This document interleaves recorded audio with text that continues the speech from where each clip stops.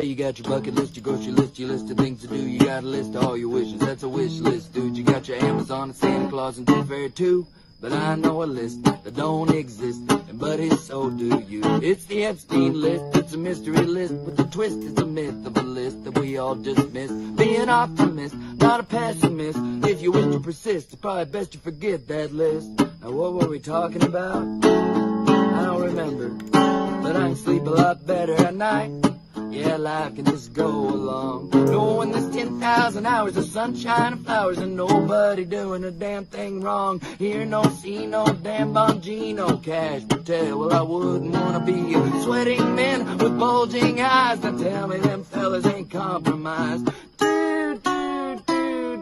Any implicated dude will tell you anybody on the big list knows just how far the folks in charge will go to keep the status quo. So when the war bell rings, the song that they'll sing is a song that we well know. I-oh, so it's off to war I go. Well, they said it's gonna fix it, but now they're all complicit. They-oh, so it's off to war we go. Send the poor off to war, what else are we for? They-oh.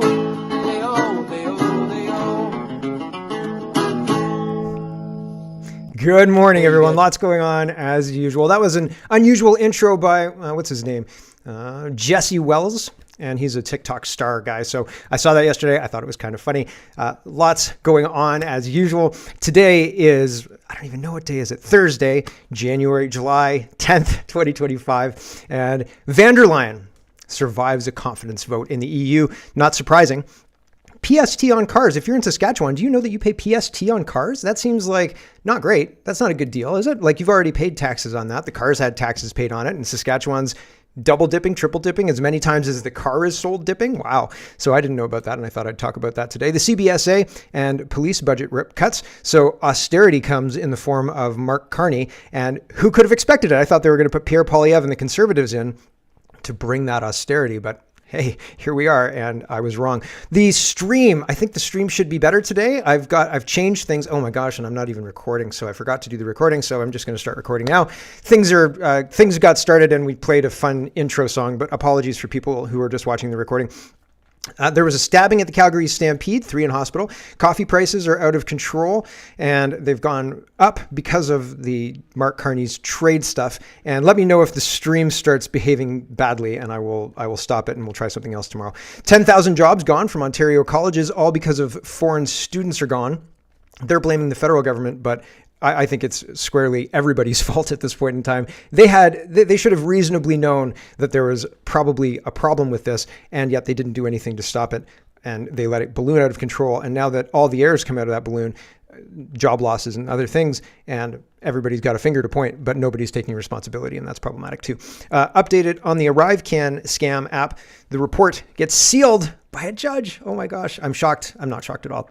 These things are happening across the board. I mean, if Trump can betray the mega base, then all of the people who are in Canadian leadership positions can definitely betray the Canadian public base, because what allegiance, right? Like what base, really, honestly. So there's lots to get to. Let's get to it. First, this was the Epstein song that anybody who's just watching the recording of today's video missed. You should go play it. It's super funny. And it would have been great if I remembered to start the recording. I apologize. Things are new, so I'm trying to get used to everything. I apologize. Here is Kash Patel. Where were we when Kash Patel was not the director of the FBI? He was saying, you know, the director of the FBI has all the access that you need. And when I get it, boy, howdy, watch out. Here we go. Who has Jeffrey Epstein's Black Book? Black Book? FBI. But who? That is, I mean, there's... Oh, that's under direct control of the director of the FBI. Just like the manifesto from the Nashville school shooting of the Catholic school. Yeah. We still haven't seen that, right? It's not the Nashville police or PD saying we don't want this out. The FBI airmailed into that operation and said this is not getting out. Because they do that because this is another government gangster operation. All these local law enforcement communities get funding from the DOJ and FBI for local programs. And if you don't cooperate, you're not getting your $1 million for this, and you're not getting and that's a lot of money to these local districts. Who has... right? So the director of the FBI's got it. And Kash Patel says, don't worry, everybody, Epstein killed himself. That's what it says. That's what he said. Here is gain of function. This VH1 promotional hype video from 2007 for Jeffrey Epstein is insane, especially the whole Bill Clinton part. Yeah, pretty wild. Here's Jeffrey Epstein from way back in the day. And here's just a little clip talking about Bill Clinton flying on his 737. The beginning of the clip talks about his fleet of private airplanes, a Cessna, a G5 or a G4 or something like that, and a 737. And the president flew on the 737. You'd think the president would be on Air Force One, right? Believe us, it comes in handy when you've got powerful friends to fly around. When Bill Clinton organized a week-long tour of Africa in 2002, Jeff gave him a ride in his personal 727 and took actors Kevin Spacey and Chris Tucker along for the trip. Now, for former President Clinton, it was a chance to investigate the problems of AIDS in Africa, and for Epstein, it was a chance to hang out with some of his big shot friends. Yeah, big shot friends like Jeffrey Epstein and Kevin Spacey and Chris Tucker. You understand the words coming out of my mouth? Weird, right? I loved Rush Hour. Wow, I didn't know that Chris Tucker. I had heard, but I didn't know. And anyway, Max Blumenthal is talking about Epstein as well. Apparently, Steve Bannon. Now, there's some friction between Steve Bannon and Elon Musk, and somebody highlights Elon Musk's discomfort with Bannon, saying Bannon should be in jail, and he's on the Epstein list too. And it seems like anybody Elon doesn't like is on the Epstein list. And it also seems like Elon has seen the Epstein list and has an intimate knowledge just like in his memory of who's on it. It's very interesting. Anyway, Blumenthal here says, Steve Bannon recorded 16 hours of interviews with Jeffrey Epstein for a film, The Monsters, which never went to production. This 2022 interview or trailer is all the public has seen of Bannon's project. Time to release the Epstein tapes. And Max Blumenthal says, quote, he told me he had like 16 hours of videotaping with Jeffrey in his vault, Mark Epstein said, and he told me it was protected because it was witness preparation and it was protected under attorney-client privilege.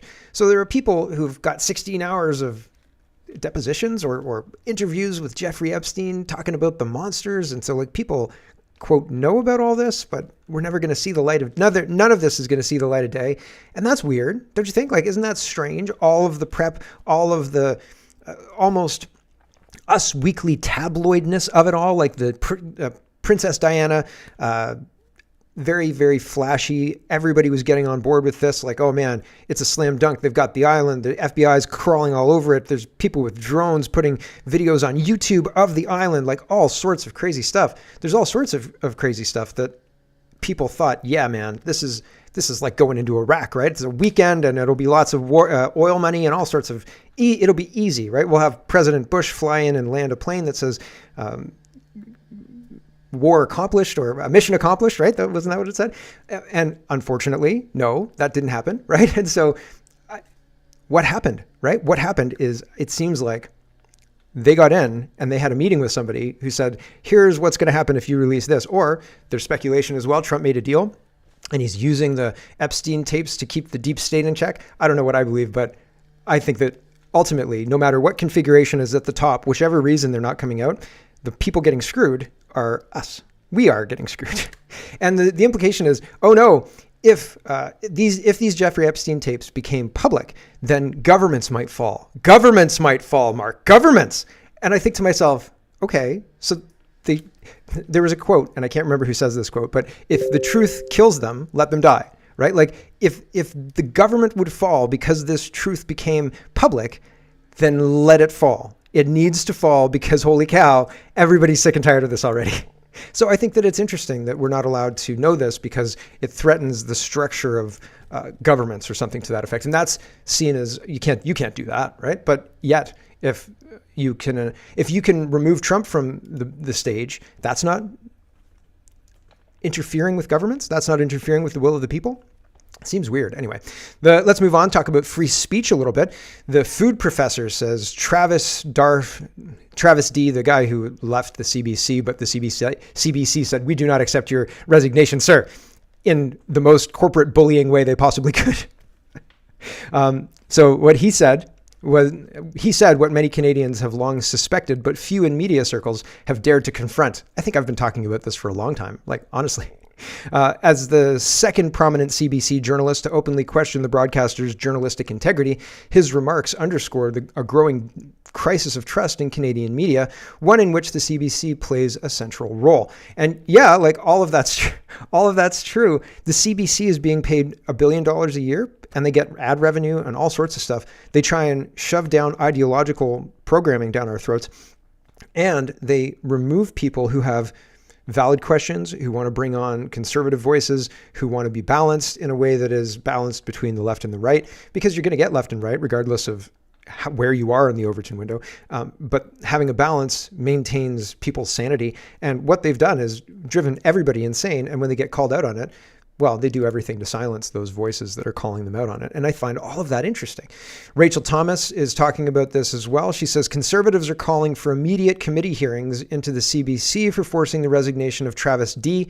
The CBC is again accused of workplace harassment and biased reporting. All of this while the CBC is funded by taxpayers and executives pay themselves massive bonuses. We need full transparency and accountability before Parliament now.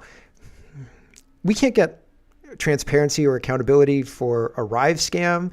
Why do we think we're going to get accountability for all of this, right? Like CBC, it's an almost dark black box of money that just like we shovel money into it and we get almost nothing out of it, and nobody is allowed to question it. And if you question it, well, you might be racist. You might be an ideologically motivated violent extremist, right? No, it's crazy, but we're not allowed to stop it. We're not allowed to even question the bonuses. It's crazy. Here's part of the letter from Rachel Thomas, and it says July 9th, Lisa Hepner, chair of the Standing Committee on Canadian Heritage. That's who it's addressed to. Dear Chair, the resignation of Travis D. from CBC has reignited concerns about the organization's workplace culture, placing renewed scrutiny on its more than $1 billion in public funding and its ongoing pattern of executive bonuses. Can you not have a limit on that? No executive bonuses for CBC workers? How you worked for the public broadcaster. So executive bonuses? No. You can take the Pokeroo costume home if you want. But bonuses? No, you can't use it for private birthday parties. In a public statement, Mr. D says that he was forced to resign from the national broadcaster, citing deeply troubling concerns of retaliation, exclusion, and psychological harm at the CBC. Mr. D was also asserts that what happens behind the scenes at CBC too often contradicts what's shown to the public. Given these damning allegations and the CBC's report to the committee, it is critical that we hear testimony from Mr. D, CBC's executives, and the Minister of Canadian Identity and Culture, Stephen Guilbeault, at the earliest opportunity possible. Pursuant to Standing Order 106.4, we, the undersigned, are calling for the committee to be recalled in order to arrange hearings on this pressing matter. So more hearings, great, I guess, but historically they haven't really resulted in anything changing materially. I'm not holding my breath for this to fix it, right? And that's unfortunate. I wish that I did have faith that this would be the thing that fixes it for at the end, all right, that's done and dusted. Next problem, right? No.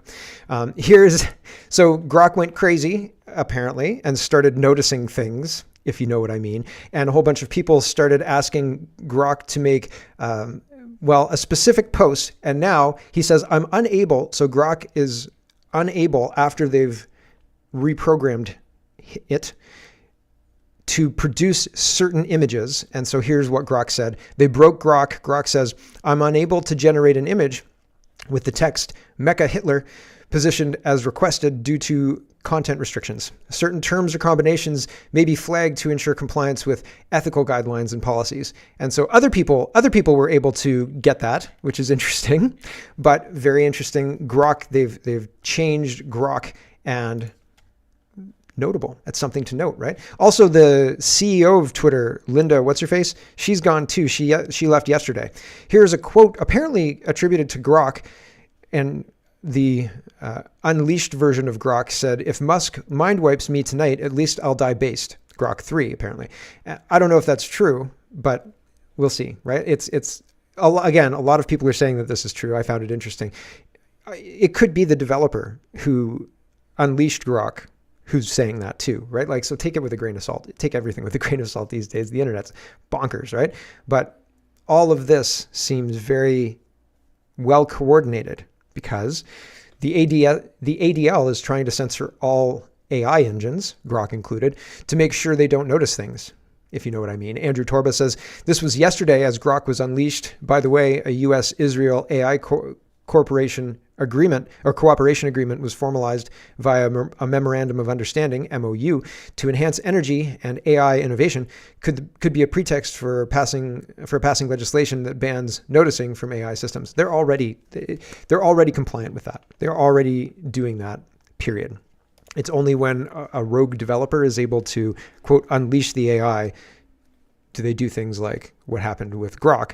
And so we'll see how this matures. My concerns are similar to Catherine Austin Fitts, that the AI system will not only be able to, in real time, deliver like debunking and say, no, that's a conspiracy theory. Here's the reality. Here's a bunch of real links. Here's the conspiracy theory. Here's the conspiracy theory links. And it'll teach you to trust it, and it will feed you pablum, and it will satisfy your curiosity in a way that doesn't even make you curious, right? Does that make sense? And so they'll remove anything that doesn't comply from the internet. They already are. You can't go past page 50, and that's 500 results on Google search, where previously they had billions and billions of results. If you want to beat Google, create a search engine that indexes everything and doesn't end at the 500th result. Honestly. Real Mr. Bench says, let's do our grab bag of governance. What time is it? Oh, we got 20 minutes. Okay, good. Real Mr. Bench says, who is the greatest threat to Canada? Now, this is in response to the Polling Canada result from Pew Research from May 2025. According to their Who is the Greatest Threat to Canada poll, the United States is the greatest threat with 59%. China is second with 17%, and Russia is 11%. And that's from Pew, and I don't know the methodology. I don't know how many people were asked that question. So that's unfortunate, but that is what it is. Here, I do know how many people were asked, and this is 5,000. So this is at least twice. And I haven't seen many polls with 2,000 people asked, by the way. Usually it's 1,200 or less, 900, 1,200. I started making fun of them, and I noticed they started increasing the amounts, but still it stayed in the 1,500, 1,600 area. It's ridiculous. So 5,000, nearly 5,000 votes is double what I usually see in the response to a Canadian poll. And this poll, who is the greatest threat to Canada? 74% said the Canadian government. Second was Russia with 13.3%. United States came in at 6.9% and China came in at 5.8%. Weird, right? Isn't that strange? So who do you think? Which poll do you think is more representative of Canadians' beliefs? I think probably this one, but maybe I'm biased. I'm probably biased. So here's Doug Ford, and he's blaming the federal government. And this is a long report, so we have to get to the end. He's blaming the federal government for the reduction in international students for causing this. So the province is pointing its finger at the federal government, and the unions are pointing their finger at the province, and 10,000 jobs associated with post-secondary in Ontario are just gone, and it's going to get worse, right? It's going to get worse. 600 programs canceled or suspended over the past year. And so they're framing this as bad news for Ford to try and damage him. And I say it's going to get worse, meaning that's going to gain traction. People are going to say, what? But the details are, most people want what is happening, and this result is the result of what most people want, right? Most people want a reduction in the temporary foreign students. Most people want a reduction in the number of people who are coming here temporarily, et cetera, et cetera, et cetera. And so that has consequences. Now the news is trying to spin that to get you to dislike Ford in order to, for political reasons in the next election. So I find it interesting. Here's part of the report. The international students were really just kind of a Band-Aid on trying to help Ontario's post-secondary sector work. By the way, we did reach out to the Ontario government. They wrote back saying that they categorically reject the claims by OPSU, the union, and also that they injected an extra $2 billion into the college sector in addition to the regular annual funding. And they said that this is actually the people who are to blame for this is the Liberal government of Justin Trudeau and the Immigration Minister Mark Miller, who introduced the cap on international students in the first place. So that's the response of the Ontario government. Yeah, thank you. So we've got the Spider-Man meme going on in politics in Ontario and Canada right now. Interesting. Here's Ron. He says, from someone who works at the CBSA. So this is more layoffs, more austerity coming. And this is our grab bag of governance, by the way. Ron first says, RCMP members received an internal email advising them that the federal government is cutting $98 million a year from the national police budget. Programs will be scaled back, shut down, or completely restructured. Jobs and frontline services are on the chopping block. I wonder if Danielle Smith had prior word of this. I wonder if she knew that something like this was happening, because she's now moved to change the Alberta policing structure for Alberta sheriffs and things like that, right? So was she aware of this before? And maybe, I think that's very plausible. So interesting happening there. This is happening while gangs, cartels, terrorist networks, and repeat violent offenders are embedding themselves in communities across Canada. At a time when we need more boots on the ground, more intelligence, and stronger enforcement, the response from Ottawa is to slash funding and reduce services. So yeah, austerity. Hi, I figured it was going to be happening, and they're going to say, oh, we've done this and now we have to pay the price type deal, and it's not going to be nice, and so on and so forth. There are better ways to solve these problems. I think anyway. Here is Martin, and he's responding to Holly Doan, and this is the sealing of the ArriveCan scam app. And Holly Doan says, investigators' report on ArriveCan is temporarily sealed by the federal court. Justice Henry Brown. Findings blocked at request of former Canada Border Director Cameron McDonald, briefly suspended over $63 million program. Martin says, why would a Canadian federal justice temporarily seal an investigative report on ArriveCan? Why does Cameron McDonald have the ability to ask for such a request? Under what authority? So yeah, great questions. I have absolutely no idea. But again, we get frozen out of having this information, and we get screwed because we have to make choices that require us to be informed, and we can't make those informed choices because we're not informed. It's similar to the last election, and we have Chinese infiltration in our federal government, and we knew that before the last election thanks to a whole bunch of CSIS leaks, and absolutely nobody had the information we needed to ascertain whether or not our MP was impacted by this. We had to go to the polls blind, right? And that's terrible. And in the same situation, the public is being blinded again by this activist judge and former border boss. Why? Why do they have the authority? Who can do this, right? GM says they scammed us out of over $60 million, the ArriveCan scam guys. And a judge, Liberal appointed, no doubt, seals the report MPs have been after for 2 years. What Liberals are they protecting? All of them, the whole government. This government should fall. This government should fall. It's illegitimate anyway. Cameron is now Associate Deputy Minister of Health. Yep. So was rewarded and moved around, and bingo, bango, bongo, right? The grift goes on. Juno News is reporting Calgary police have launched a manhunt for suspects involved in a violent targeted stabbing attack that left 3 victims in the hospital. Authorities have not released a description of the suspects, so that's unfortunate. And I think that I heard about this yesterday, and I think more stuff like this is going to continue happening. The populated areas, the festivals, the celebration of Canada that people get used to. Calgary Stampede is one of the bigger ones of the year, right?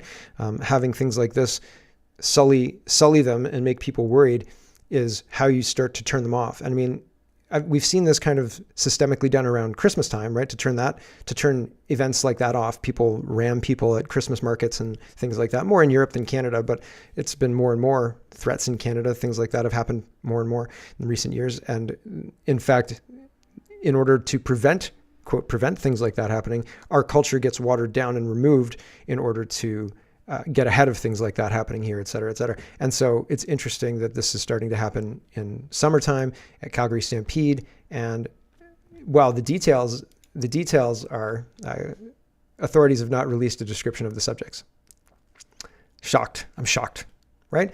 They've had this horrible thing happen, and people's confidence in their ability to maintain control is rocked, right? And they're like, we want to help. Who did this? And they're like, well, we can't really tell you because reasons. And everybody knows the reasons, right? And if you mention it, well, you might get a visit from the police, who are not looking for the people who did the stabbing, by the way. Blacklock says, costs to keep inmates in federal prison now average $436 a day and up to $779 a day for women, making ours one of the costliest prison systems in the world. Why do you think we do that? We spend a lot of money on bureaucrats, and I don't think that we spend a lot of money on prisons. I think we spend a lot of money on, maybe we spend a lot of money on payroll, right? But I don't think we spend a lot of money on prisons. And so it's very, very interesting. And I don't think we get a lot of good value for money from our prison system. I think it seems like a way to bribe people is not the right word, but pay people off to make sure that they are happy in their job and they don't notice all the bad things going on, you know? So I don't know, man. It seems insidious, I think, personally. Here's Gage, and he says, this is talking about the Saskatchewan story, and Western Standard is reporting Saskatchewan's outrageous used car tax racket. Used cars should not be a government cash cow, but they are right now in Saskatchewan. Isn't that wild? Used cars should not be a government cash cow. Taxpayers in Saskatchewan are stuck paying PST on every used car purchase, no matter how many times that car has been bought and sold before. The government needs to scrap the PST on used vehicles just like it did in 2007 before tacking the tax back on in 2018. So yeah, did Scott Moe put the tax back on? Why? And paying taxes repeatedly on a product that has already had taxes paid on it, like a car like that, like a lot of taxes paid on it, not cool, Saskatchewan. Not cool. Dacey Media says the theft happened in a remote area between the town of Cobalt and the Hound Chute hydro generating station. 4 Ontario men charged after 33 hydro poles cut down for their copper. That's a weird number of hydro poles to cut down. Is that how many you can cut down in a 6, 8 hour period, 4 hour period until you get noticed? Cutting down hydro wires? Are they live hydro wires? This seems like a dangerous prospect. Are they disconnecting the hydro wires first? How skilled are these guys? 33, eh? Dacey says this theft happened in a remote area between the town of Cobalt and Hyde Chute. It's estimated the value of the theft is around $100,000. The men, aged 34 to 51, are facing several charges, including theft, mischief, trafficking stolen goods, and possession of stolen goods for the purpose of trafficking. The accused, who are not named, were released and have a court date later in the year. Yep. So, I mean, hey, you guys, stop skillfully taking down 33 hydro poles and harvesting their copper, okay? And living to tell the tale, right? Like, you guys, it's weird. And released, right? I don't know, man. It's very, very interesting. Not named and just released. You guys go on your way. We won't tell anybody. Wink, wink, nudge, nudge. Be good, and we'll see you in court. Huh. Canada, right? Where are we? 25 minutes? Oh, I thought we were later than that. Eric says, have you had a chance to read the Alberta Prosperity Project fiscal plan for an independent Alberta titled The Value of Freedom? If not, here are the 10 biggest takeaways. Number 3 is my favorite. Alberta's net fiscal contribution to Canada is massive. Alberta contributes 68 to 75 billion, that's with a B, annually to the federal government, but only receives 22 to 26 billion in return, leading to a theft of around $44 to $47 billion per year. Independence would allow Alberta to retain this wealth. A hypothetical Alberta could run a significant surplus post-independence. Alberta would generate 142 to 149 billion in revenue and spend 98 to 107 billion, including federal service replacements, leaving a surplus of 29 to 48 billion annually, even after setup costs. Alberta could eliminate major taxes.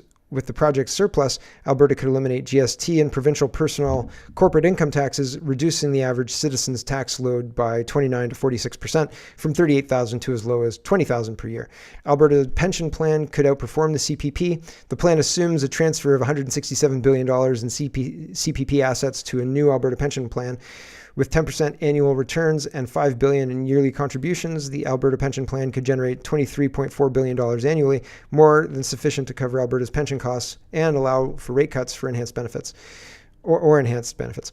Replacing federal services is doable and affordable. Replacing services like defense, RCMP, border control, indigenous programs, postal service would cost Albertans an estimated $22.7 to $31.6 billion annually, plus $2 to $5 billion in one-time setup costs, well within the expected surplus. A sovereign Alberta would pursue a different environmental strategy. The plan rejects federal climate policies and instead promotes local control over environmental practices with a focus on leveraging Alberta's grasslands, forests, and foothills for carbon sequestration through rotational grazing and reforestation. Indigenous sovereignty and revenue sharing proposes enhancing Indigenous autonomy through constitutional resource revenue sharing, land ownership rights, and the creation of self-governing, economically self-sufficient communities. 8, immigration and deportation policies would change dramatically. An independent Alberta would implement a points-based immigration system, recertify workers, retroactively screen permanent residents, and deport non-citizen criminals automatically. Estimated cost, $1 billion for setup and operation. The Alberta dollar is proposed. The plan envisions a new currency backed by oil, gold, and Bitcoin. Okay. During transition, Alberta would temporarily adopt the US dollar and pursue swap lines and credit facilities with the US banks to stabilize trade and investment. Long-term economic vision is bold and ambitious. By 2045, oil production could increase to 9.5 million barrels a day and natural gas to 21 billion CF a day. The projected economic impact at 8.2 trillion is 300 to 450,000 new jobs and a heritage fund worth 1.3 to 1.4 trillion, generating 52 to 56 billion dollars annually. So, I mean, that's a better budget than Carney put out, right? Like, it's not exactly back of the napkin, but it's not official either. So take it with a grain of salt. But I think that there are some interesting points here, and I've seen poorer countries, right? And so it's certainly something that's viable. But again, I think that the powers that be will never let Alberta separate if they can help it. If they can do anything to stop it, they will do it. And so I wish them luck. I hope they get to do what they want to do.